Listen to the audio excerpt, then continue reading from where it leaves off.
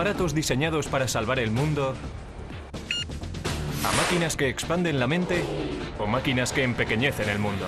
La evolución de ordenadores centrales, ratones y menús.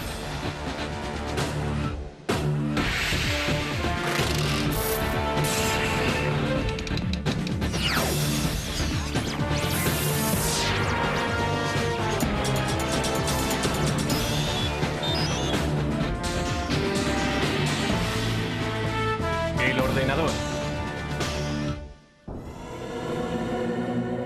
ha revolucionado la manera en la que trabajamos, jugamos, viajamos y nos comunicamos.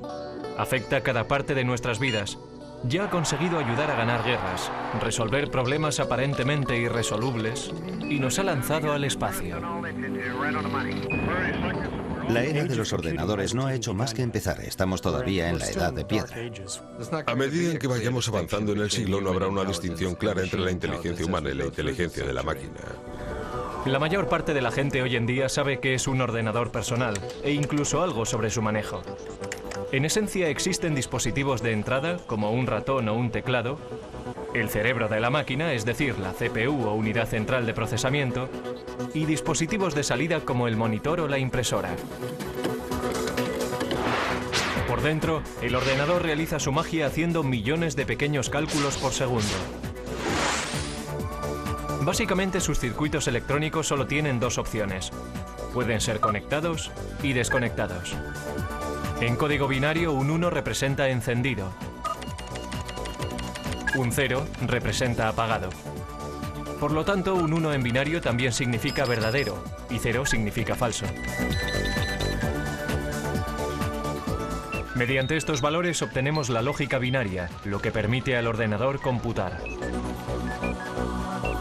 El ordenador solamente conoce el código binario de unos y ceros y lo utiliza para hacer cálculos y transformar personas normales en autores, animadores y navegantes de la red.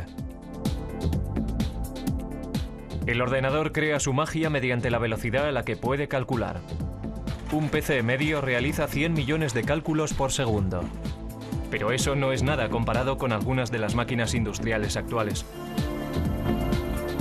Estos son los laboratorios nacionales de Lawrence Livermore, hogar del ordenador más rápido del mundo.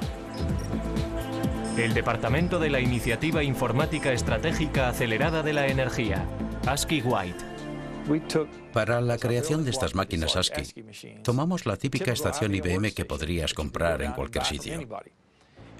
Pusimos 8.000 de estas juntas para crear un ordenador mucho más veloz que cualquier otro en el mercado. La máquina ASCII White hace 12 trillones de operaciones matemáticas por segundo. Y para echar eso abajo, la población de la Tierra supera por poco los 6.000 millones. Así que cada hombre, mujer y niño en la faz de la Tierra tendría que sumar 2.000 números en un segundo para estar al nivel de esta máquina.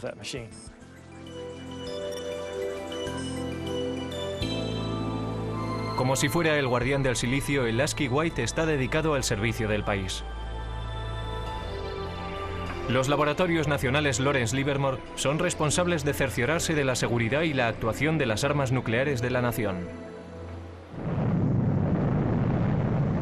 En 1992, el presidente George Bush prohibió las pruebas nucleares bajo tierra. Eso hace que sea muy difícil calcular el arsenal nuclear. Ahora los laboratorios han decidido emplear superordenadores para hacer las simulaciones y determinar la integridad de las armas que van cogiendo tiempo. Si se piensa en un arma nuclear y todos sus componentes, se empieza a comprender qué difícil es el proceso. Tenemos que ser capaces de simular cada una de las partes, la física que tiene lugar dentro de ellas. Estos simulacros son tan complicados que incluso a un ritmo de 12 trillones de cálculos por segundo llevarían semanas completar una prueba. El ordenador también tiene el poder de modelar moléculas. Esto ayuda a los científicos a diseñar experimentos antes de ir al laboratorio y entender cómo podrán ser los resultados. La manera más efectiva de obtener información del ordenador a la mente humana es mediante muestras visuales. Un enorme número de vídeos expositores de alta resolución convierte el infinito número de unos y ceros del ordenador en un increíble tapiz pixelado.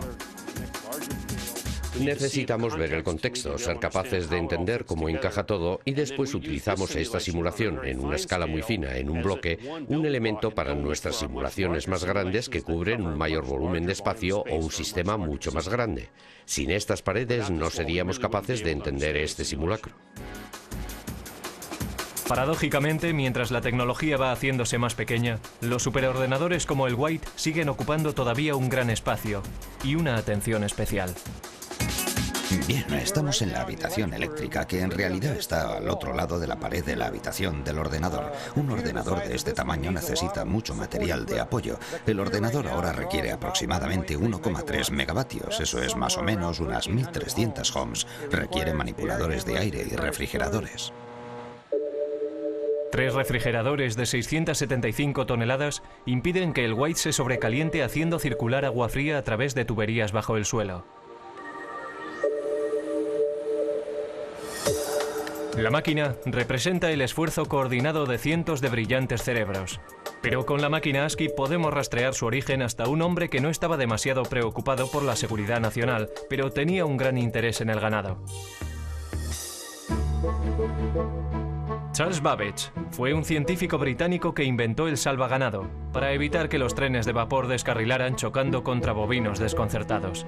También se le considera por muchos el padre del ordenador. Babbage fue un científico extraordinario. Quiero decir que fue fantástico. Se adelantó 100 años a su tiempo.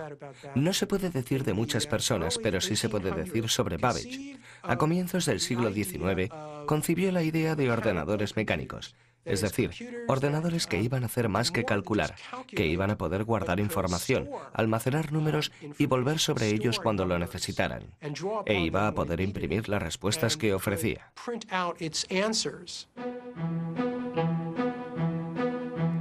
Como científico, Babbage confiaba plenamente en la precisión de tablas matemáticas, logaritmos y tablas de gravedad. Computar esos cuadros es lo que la gente conoce por ordenadores. Desafortunadamente, estos ordenadores cometían errores con frecuencia, enfureciendo así a su inventor. Errar es humano, pero para Babbage, ser humano no era suficiente. Primero previó un complejo sistema de engranajes y ejes que trabajaban juntos para hacer cálculos. Después de 10 años de trabajo, sin embargo, tiró el proyecto a la basura. Solo lo completó parcialmente para diseñar un aparato incluso más sofisticado. Una máquina que poseyera los componentes básicos de los ordenadores modernos. Las tarjetas perforadoras le proveían las entradas. Un mecanismo llamado el molino hacía los cálculos y el almacén guardaba los nombres como memoria. Lo llamó el motor analítico. El motor analítico hacía cálculos mecánicamente. Después de introducir los datos, el mecanismo tenía que ser accionado por una manivela, haciendo girar cientos de engranajes intrincados, ejes y ruedas numeradas para calcular los resultados. Babbage anticipó que la máquina de 15 pies de altura funcionaría a vapor por su tamaño. Pero Babbage nunca construyó una máquina. Su protoordenador se colapsó antes de que pudiera completarlo. Fue víctima de herramientas imprecisas y de la falta de fondos. Todo esto ocurrió 100 años antes de que se volviera a concebir la idea de un aparato así. Alentado por una eclosión de población en América, el siguiente paso en la evolución del ordenador vino al final del siglo XIX, cuando oleadas masivas de inmigrantes amenazaban con sobrecargar el censo americano de 1890. En 1887, la oficina del censo todavía llevaba la cuenta del recuento de 1880 a mano. Desesperados suplicaban por otra forma de tabular los resultados. Entonces fue cuando un anterior inspector del MIT llamado Hermann Hollerith introdujo una serie de máquinas que harían que el recuento del censo fuera tan fácil como contar 1, 2 y 3. Cada persona estaba representada por una tarjeta. Los individuos tenían que perforar las cajas relacionadas con su edad, sexo, raza y profesión. Los trabajadores del censo entonces introducían las tarjetas perforadas en las máquinas. La tabulación se hacía con electricidad. Al utilizar clavijas eléctricas, los resultados se registraban en una serie de diales, como si fueran relojes. Otras máquinas separaban las tarjetas. Las máquinas de Hollerith aceleraban de forma vertiginosa el procesamiento de la información. En solo 6 semanas se había hecho el recuento del censo de 1890 de 62.622.250 habitantes. Entonces Hollerith continuó comercializando ese invento. Se dio cuenta de que el censo era un gran cliente, pero seamos realistas, si solo recibes un pedido una vez cada 10 años. Entonces salió y consiguió hacer negocio entre los ferrocarriles, por ejemplo, y formó una compañía que finalmente se convirtió en la base para la IBM. La invención de Hollerith fue un hito en el camino de lo mecánico a lo digital. Pero todavía faltarían 50 años y el poder destructivo de una guerra mundial para que arrancara el primer ordenador verdadero. Antes de los años 30, los aparatos mecánicos computacionales se utilizaban para seguirle la pista a la población, pasajeros de tren y archivos de seguros de vida. Pero los primeros ordenadores digitales electrónicos se construyeron con un objetivo mucho más persuasivo en la mente: ayudar a ganar una guerra mundial. Una de las máquinas más tempranas se propuso por los británicos para romper el código alemán, conocido por Enigma. Con ello empezaron a creer que se podía ganar la guerra. Una de las personas que trabajó para romper el código Enigma fue Alan Turing. Su trabajo antes de la guerra ayudó a establecer la base teórica para los ordenadores que se construyeron en los 40. En el norte de Londres, en unas instalaciones secretas en Bletchley Park, los británicos construyeron Colossus, un tipo de ordenador diseñado para romper el código Enigma. Colossus comparaba secuencias de letras a un ritmo de 25.000 caracteres por segundo. La máquina solo podía realizar la tarea de unir letras, pero lo hacía muy bien. Sus transmisiones descifradas alemanas se denominaron el ultrasecreto, el secreto mejor guardado de la guerra. Principalmente, el Colossus llevaba a cabo funciones logísticas de las letras de un alfabeto en una corriente de letras que venían de un mensaje de radio interceptado. No los descifraba, pero sí podía efectuar una serie de combinaciones que en gran medida se asemeja a lo que hace un ordenador. Mientras el Colossus rompía códigos alemanes, al otro lado del Atlántico los ingenieros trabajaban para construir otro aparato computacional, una máquina que influiría directamente en el diseño de todos los ordenadores futuros. América era un centro neurálgico productor de instrumentos de guerra, pero para 1943 había una escasez crítica de un componente sorprendente de la máquina de guerra: tablas de disparos para piezas de artillería. Estas tablas permitían a los artilleros apuntar sus armas correctamente en gamas diferentes, altitudes, temperaturas y condiciones del viento. Los ordenadores humanos trabajaron frenéticamente para producir cálculos mecánicos para crear esas tablas, pero lo pasaron mal intentando estar a la altura. Durante la Segunda Guerra Mundial se producían muchas armas. Había que calcular muchas tablas de disparo. Era realmente un gran trabajo y estaba ralentizando la entrega de armas al frente. Para solucionar el problema, John Mauchly, un físico de la Universidad de Pensilvania, se propuso construir un ordenador gigante electrónico que podía calcular tablas de números en minutos, no horas. El ejército, desesperado por un aparato que les ayudara a ganar la guerra, de mala gana se centró en el coste propuesto de $500,000. Mauchly y un brillante estudiante de ingeniería eléctrica, Presper Eckert, empezaron a construir ENIAC, el integrador numérico, electrónico y ordenador. Mucho más grande que el Colossus, nunca se había concebido nada parecido a ENIAC. Casi con 100 pies de largo y 30 toneladas, contenía 70.000 resistencias, 10.000 condensadores, 6.000 interruptores y 18.000 tubos de vacío delicados.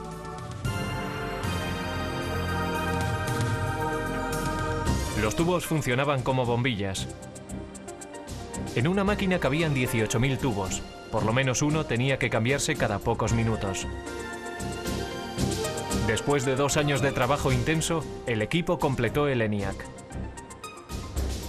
3 meses después, los japoneses se rindieron. Aunque no pudo acabarse a tiempo de ayudar a acabar la guerra, ENIAC fue una máquina maravillosa. Podía realizar 5.000 sumas, 357 multiplicaciones y 38 divisiones cada segundo. Lo interesante sobre ENIAC es que tenía una capacidad de propósito general. Podía reconfigurarse para solucionar otros problemas. Y nunca hubo ningún problema para encontrar trabajo para ENIAC. Todos los servicios armados exigían tiempo para poder usarlo. También clientes industriales y universidades. Así que se le mantuvo ocupado hasta bien entrados los 50. Pero a ENIAC, la máquina más compleja de su tiempo, todavía le faltaban muchas de las cualidades de un ordenador moderno.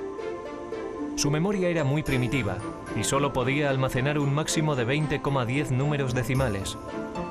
Tenía que recablearse laboriosamente cada vez que se programaba. Y no podía tomar decisiones lógicas basándose en sus cálculos. Pero ENIAC ya había demostrado que los ordenadores se podían construir.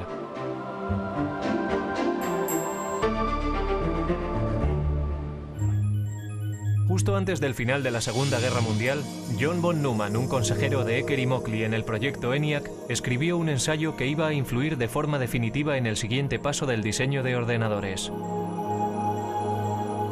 Von Neumann poseía una memoria fotográfica y era uno de los científicos principales enrolados en el proyecto Manhattan. El artículo de von Neumann delineaba la estructura de un ordenador moderno. El diseño comprendía una unidad de procesamiento y una unidad de control, memoria, entrada y salida. Pero lo más importante en la evolución de los ordenadores tendría su capacidad de programación internamente en su memoria. Internamente contenía programas para darle al ordenador su potencia y versatilidad, porque un programa interno puede modificar lo que hace, basándose en los datos o los resultados de las computaciones. El trabajo de von Neumann proponía una máquina que realmente poseyera una capacidad general de propósito. En su trabajo describió los atributos del ordenador, cómo tenía que organizarse de forma lógica. Esto es, necesitaba tener un procesador central donde los cálculos se pudieran llevar a cabo. Necesitaba una memoria donde los datos de programación pudieran ser almacenados. Y necesitaba tener una unidad de salida y una unidad de entrada de algún tipo. Trazó el plan lógico, el mapa para un ordenador, y señaló la dirección que había que tomar para el futuro. La idea para almacenar programas internamente era la última llave para desarrollar el verdadero ordenador con un propósito general. Pero si fue o no la idea de von Neumann es algo que se ha debatido con vehemencia recientemente. Ecker y Mockley, que habían trabajado con von Neumann, dijeron que habían formulado programas internos como parte rutinaria de su trabajo al construir ENIAC. Sin embargo, Ecker y Mockley no fueron incluidos como autores en el artículo y se sintieron traicionados. Pero al darse cuenta de que el ordenador encontraría un lugar en el mundo de los negocios, Ecker y Mockley formaron su propia compañía. Empezaron a trabajar en una máquina que llamaron UNIVAC, Ordenador Universal Automático. A diferencia de sus predecesores, UNIVAC era una máquina amable, diseñada para solucionar problemas científicos o militares. Podía diseñarse para satisfacer varios propósitos. El UNIVAC también constituía el primer ordenador en poder fabricarse en masa y venderse comercialmente. La máquina podía ser programada para toda una serie de tareas de procesamiento de datos como nóminas, inventarios y facturación. Unidades de cinta compactas y magnéticas almacenaban datos y los resultados se imprimían automáticamente. Todavía muy poca gente entendía qué grado de utilidad tendría un ordenador. Esa percepción cambió drásticamente en la noche electoral de 1952, cuando la CBS utilizó el UNIVAC para predecir el resultado de la carrera presidencial entre Eisenhower y Adelaide Stevenson. Los sondeos decían que la carrera presidencial estaba muy justa. El UNIVAC calculaba de otra forma. Los ingenieros introdujeron los resultados de los precintos seleccionados del este, antes de que cerraran los colegios electorales en el oeste. Los expertos pensaron que había sido una carrera muy apretada, pero el UNIVAC predijo una victoria electoral arrolladora para Eisenhower. Incluso la CBS no creyó lo que decía el ordenador y dudó en dar a conocer sus resultados. Pero al final el UNIVAC tenía razón. El poder y la utilidad del ordenador habían sido probados. Después del éxito del Univac, varias empresas empezaron a ver un futuro en el desarrollo de los ordenadores. IBM empezó a darse cuenta de que los ordenadores serían cada vez más pequeños, más baratos y más fáciles de manejar, y que habría un lugar en los negocios para estas máquinas que, desde luego, a la larga, sustituirían a la tecnología de las tarjetas perforadoras. Para comienzos de la década de los 60, IBM dominaba el gran mercado de los ordenadores. Los negocios empezaban a depender de los ordenadores. Las máquinas se iban haciendo cada vez más pequeñas, gracias al cambio de tecnología de tubo a los transistores, a la tecnología de los transistores. Y la carrera hacia la Luna iba a hacer que los ordenadores fueran aún más pequeños. En 1961, Norteamérica iba a la zaga de Rusia en la carrera por el espacio. En el incesante intento de ganar a los rusos, el objetivo de la NASA era que el hombre llegara a la Luna. No iba a resultar fácil. Cuando comencé a trabajar en la NASA en 1962, el primer día me dieron una regla de cálculo de 20 inch. Nuestros cálculos se hacían principalmente en calculadora de bolsillo. Teníamos un número de personas a las que asignábamos nuestras hojas de datos, y su trabajo consistía en trabajar con sus pequeños cálculos. Pero los astronautas no podían confiar en reglas o calculadoras de bolsillo en el espacio. La misión requería un ordenador guía sofisticado. A principios de la década de los 60, sin embargo, una máquina tan potente como la que necesitaban ocupaba toda una habitación. La NASA intentó reducir el tamaño del problema. Afortunadamente, el primer gran avance en el camino a la miniaturización ya había tenido lugar. En 1947, 3 científicos en los laboratorios Bell inventaron el transistor. Un transistor ejecutaba la misma función de encendido y apagado que los tubos de vacío, pero era mucho más pequeño y más fiable. Los transistores se hacían con silicio y cable diminuto. El silicio es un semiconductor. Si se aplica un voltaje pequeño, se comportará como conductor, permitiendo que pase una corriente entre los cables. Si no hay voltaje, actuará más como un aislante bloqueando la corriente. Esta característica del silicio es lo que permitió a los transistores hablar el lenguaje binario de los ordenadores. Y harían del silicio la base para la industria de estos. El siguiente paso en la miniaturización tuvo lugar en 1959, cuando Robert Noyce y Jack Kilby, ingenieros para fabricantes rivales de transistores, llegaron a los mismos avances de forma independiente y que conducían a la misma idea revolucionaria. Toda una red de componentes electrónicos, transistores y todo incorporado en un solo chip de silicio. La gran innovación en la electrónica se llamó el circuito integrado. En 1969, 5.000 circuitos integrados componían el corazón de cada uno de 2 ordenadores idénticos. Uno en la órbita lunar y el otro en la Tierra. Para su tamaño, estos eran los ordenadores más potentes de la Tierra.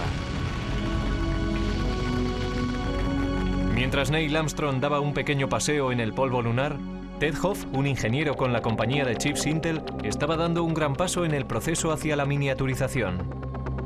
Estaba desarrollando una idea que pondría todo el ordenador en un chip de silicio, el microprocesador. Era la invención no solo de circuitos integrados, sino de un tipo particular de circuito integrado, el microprocesador, que hace posibles los ordenadores personales de hoy en día. A Hoff le habían encargado diseñar 12 circuitos integrados por separado para fabricar una calculadora japonesa. Sugirió colocar toda la unidad de proceso en un chip y programarlo como un ordenador. Intel desarrolló la idea y para 1970 tenían un modelo de microprocesador. Los ordenadores estaban en el camino para hacerse más pequeños. Sin embargo, todavía estaban muy lejos de ser fáciles de manejar. Uno de los primeros intentos de simplificar las operaciones del ordenador fue encabezado por Doug Engelbart. El científico concibió una manera sencilla de manejo e incluso mostró un prototipo en 1968 en la Conferencia de Otoño de Ordenadores de San Francisco.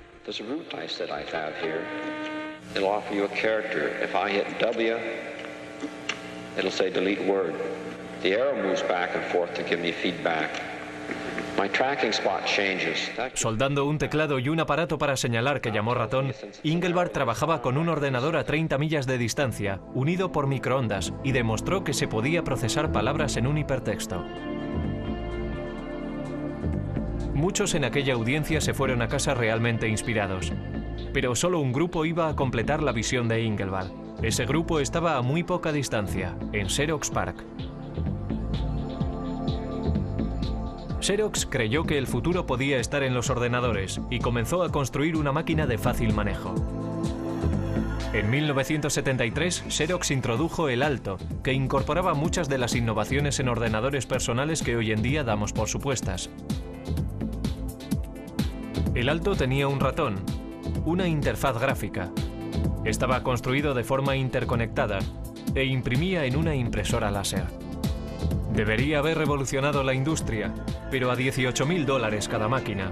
El Alto no estaba diseñado para particulares. Los ordenadores todavía eran máquinas élite, propiedad del gobierno o de grandes empresas y universidades. En el pasado, los grandes ordenadores centrales procesaban nóminas, guardaban el rastro de archivos, seguían la pista y hacían cálculos científicos. Si una facultad tenía la suficiente suerte como para acceder a un ordenador, los estudiantes y los profesores compartían tiempo en ellos. Pero el mercado del chip estaba creciendo, la velocidad de procesamiento crecía y los precios bajaban. La revolución estaba al alcance de la mano, y la carga no sería liderada por una gran empresa, sino por un grupo de aficionados e ingenieros librepensadores. Dos de aquellos revolucionarios fueron Steve Jobs y Steven Wozniak. A mediados de los 70, empezaron a fabricar un ordenador pequeño en un garaje de Palo Alto. Lo llamaron el Apple I. Steve Jobs era un estudiante de universidad que había abandonado los estudios, pero era diferente. Era muy inteligente, muy avispado. También era extremadamente ambicioso.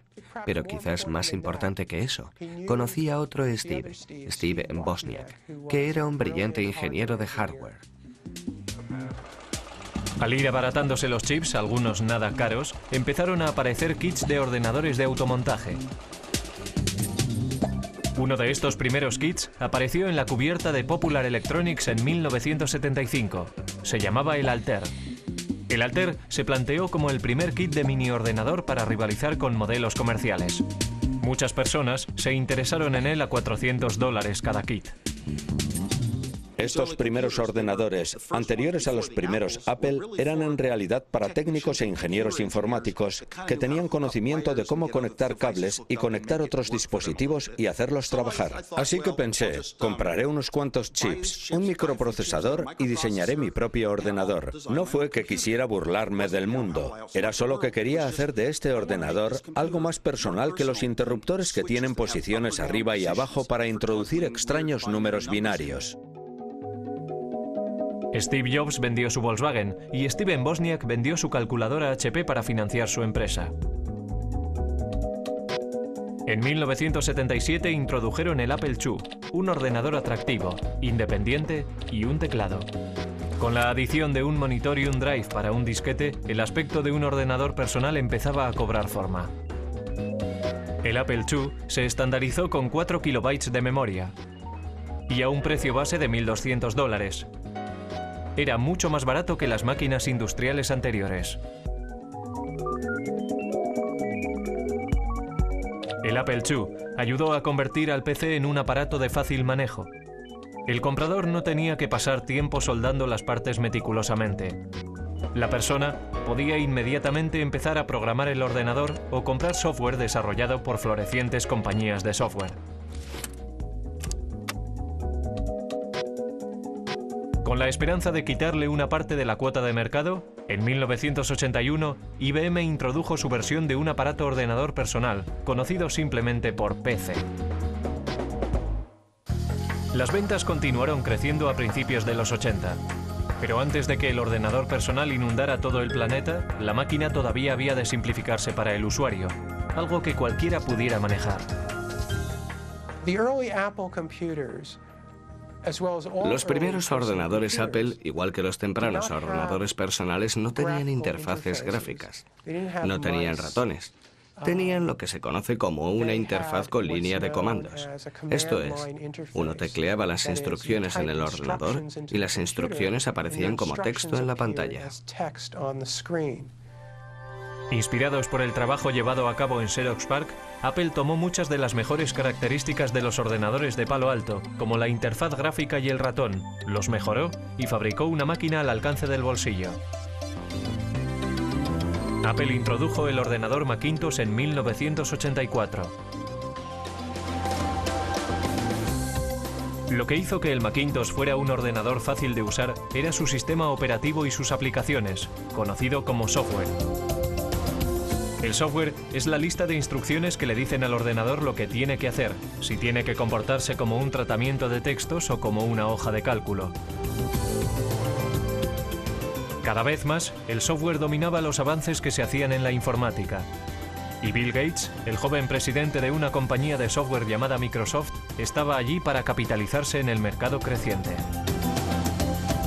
Finalmente se convertiría en un gran nombre conocido, apostando por su visión en un vasto imperio de software y convirtiéndose en el hombre más rico del mundo. De vuelta a 1981, IBM decidió utilizar el sistema operativo de Microsoft, conocido como PC-2.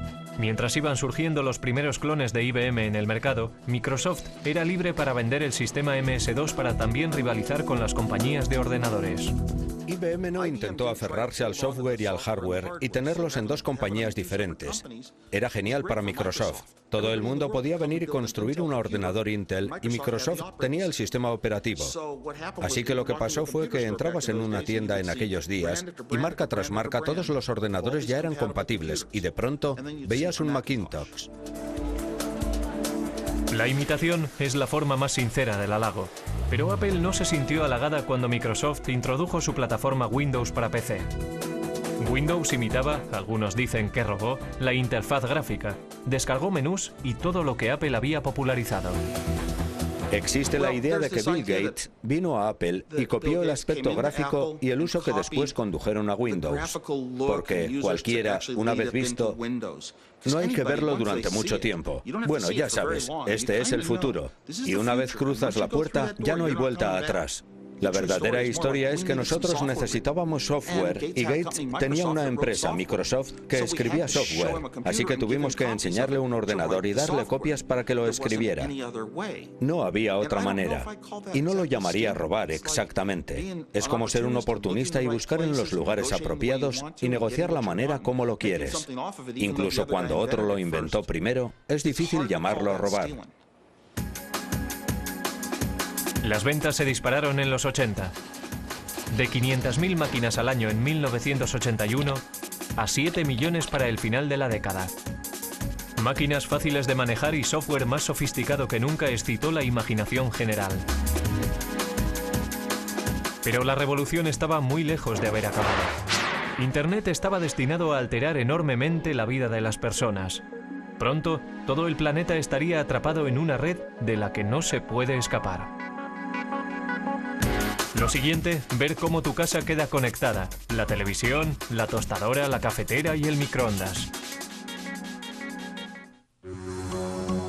En la década de los 90 las ventas de ordenadores se dispararon, llevadas por la red. Yo diría que Internet es más importante que los ordenadores personales, aunque necesitas un ordenador personal para utilizar Internet. Es como, ¿qué es más importante? ¿Las calles o los coches?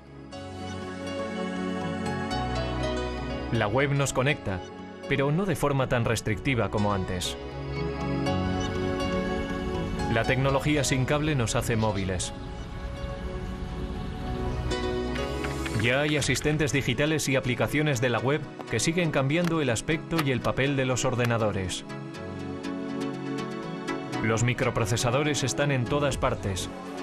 La línea divisoria entre ordenadores, teléfonos móviles y otros productos electrónicos es muy difusa. Es el continuo empequeñecimiento de la tecnología del chip lo que está espoleando la evolución. Lo que tengo aquí es una unidad de fabricación de tecnología de silicio. Y este ejemplo concreto es una lámina de microprocesador de Pentium 3. Eso es más o menos de 8 inches de diámetro. Y tiene capacidad para 200 microprocesadores Pentium 3.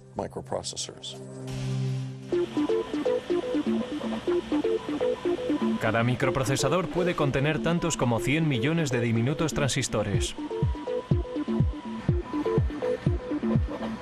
Los chips se fabrican mediante un proceso llamado fotolitografía. Los fabricantes de chips empiezan por ponerle a una lámina de silicio una capa de un material fotosensible. Los científicos entonces hacen una plantilla del diseño que quieren mediante el grabado en un metal fino con un rayo de electrón. Los rayos ultravioleta brillan a través de la plantilla y bajo el chip fotosensible, causando una reacción química y creando el sistema de circuitos. Un chip se fabrica colocando capa tras capa. Estos chips, que son básicamente microordenadores, están encontrando su lugar en aparatos inteligentes. Hay discretos ordenadores escondidos en los aparatos del día a día y hablan entre ellos vía web y mediante otras tecnologías sin cable. Resulta que todos estos aparatos, todas estas cosas que están en casa, y realmente tenemos unos 100 microprocesadores diferentes, se conectan a Internet. Todas se pueden conectar a una red en casa y permiten a las personas conectarse a todos los recursos que existen en Internet. Pero hablar a tus aplicaciones por teléfono no es una idea nueva. And this lady, she's calling her oven. Sound funny? Actually, it's something that could happen in the future, thanks to a Westinghouse idea still in development that makes it possible to operate your appliances by telephone. Probablemente llama o manda un mensaje. Hoy puede que no veamos la necesidad de llamar a nuestros hornos, pero ¿no estaría bien que nuestro frigorífico hiciera la compra? Vamos a ver qué tenemos para cenar esta noche. Traigo una lista de la compra. Estos son productos que ya sé que necesito. Productos que he consumido durante la semana. Y vamos a ver qué podríamos necesitar. Así que iremos al armario a ver qué es lo que tenemos allí. Tengo la mayoría de las cosas, pero estos dos ingredientes quiero añadirlos a mi lista de la compra. Así que hago clic aquí y se añadirán a mi lista de la compra. Así que ahora lo que puedo hacer es coger mi lista de la compra y o bien la descargo a un teléfono con base web y si hago clic la lista vendrá aquí. Puedo hacer también que vaya a un PDA. O lo que puedo hacer es mandarlo a streamline.com y hacer que me lo pidan y me traigan la comida a mi casa desde aquí. O sea que está viendo todas tus aplicaciones domésticas, desde tu coche a tu mejor equipo de televisión y videojuegos, a tus electrodomésticos, lavadoras, secadoras y frigoríficos. Todo conectado para que desde un browser se pueda operar la casa automatizada.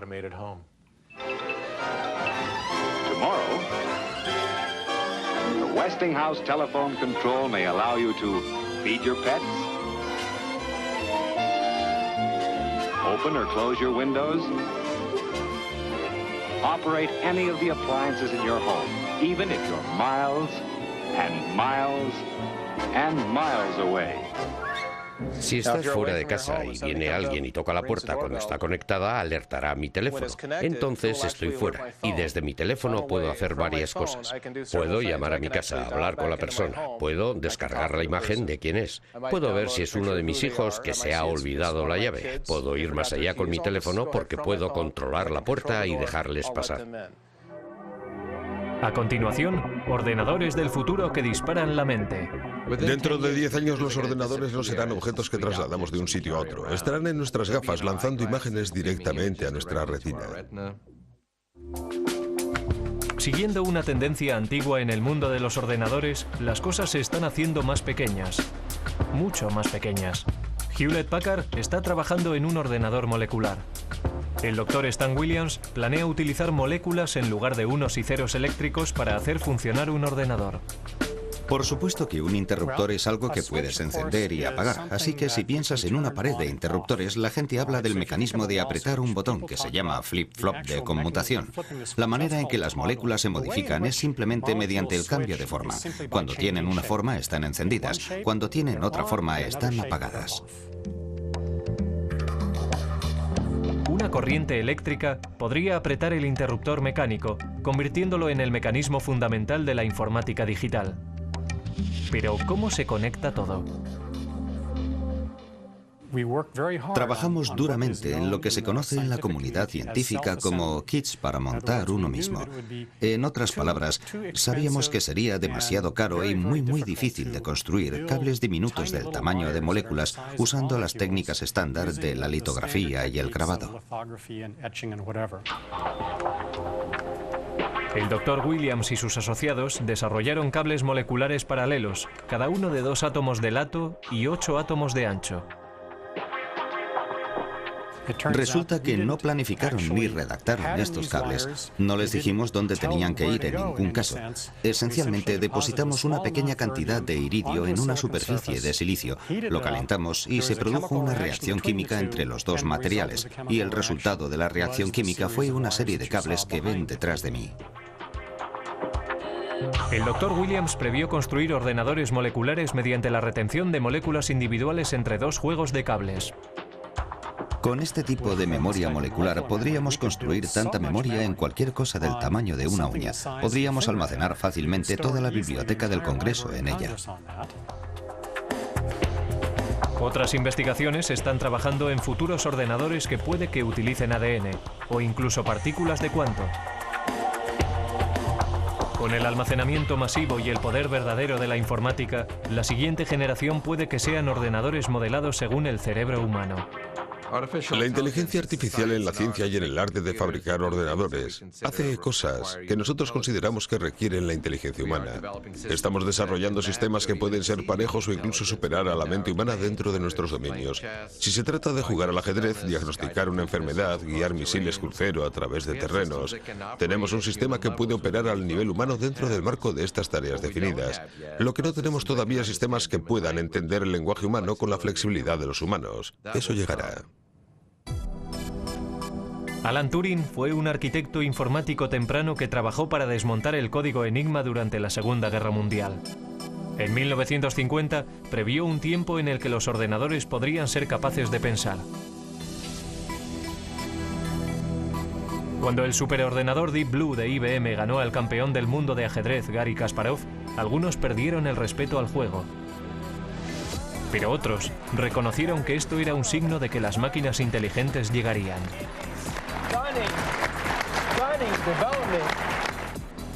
La electrónica molecular podría incluso borrar la línea entre el hombre y la máquina. Tendremos ordenadores muy pequeños y muy potentes que podrán viajar a través de nuestro sistema venoso. Tendrán el tamaño de las células de la sangre y se comunicarán sin cable con nuestras neuronas.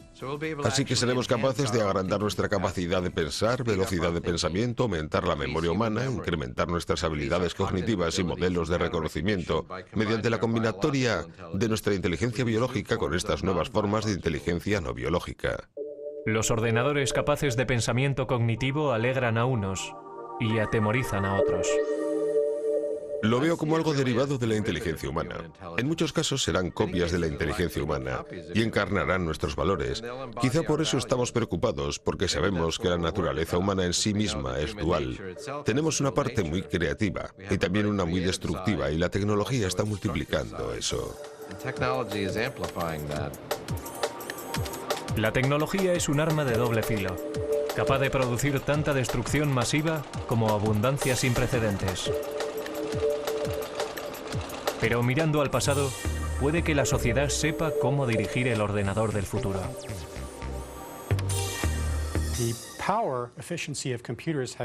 El poder eficaz de los ordenadores se ha incrementado por un factor de 100 millones en tan solo 50 años.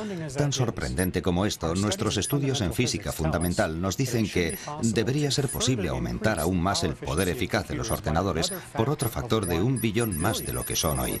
Lo que eso me dice es que la edad del ordenador no ha comenzado aún.